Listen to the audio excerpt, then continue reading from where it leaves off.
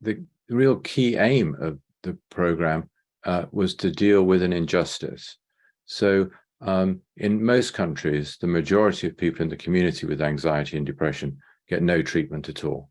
And among those who do get treatment, it's much more likely to be medication than psychological therapy. But there are numerous surveys that have asked the public, would you have a preference between an effective psychological therapy and effective medication?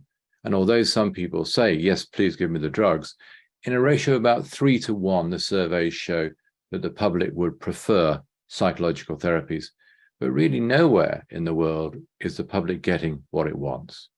So the aim of the IAP program was to reverse that in England by firstly training a large number, currently 10,800 psychological therapists in national evidence-based psychological treatments recommended by NICE, and making sure that the training allow people to achieve the relevant competence standards to deliver the treatment. So your competence is assessed by videos of your sessions with patients, and then deploying them in efficiently structured step care services for anxiety and depression, providing all of the therapists with regular, that means weekly, clinical supervision, and also ongoing professional development opportunities.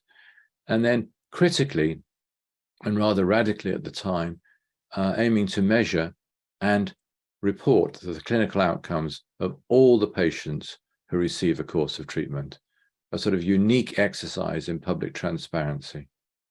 Of course, when we're reporting patient outcomes, it's not the outcomes for an individual patient, but it's the overall outcomes for a given service.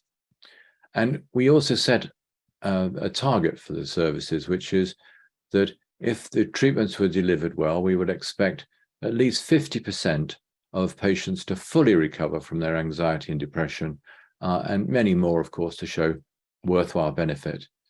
And it was based on strong economic and clinical arguments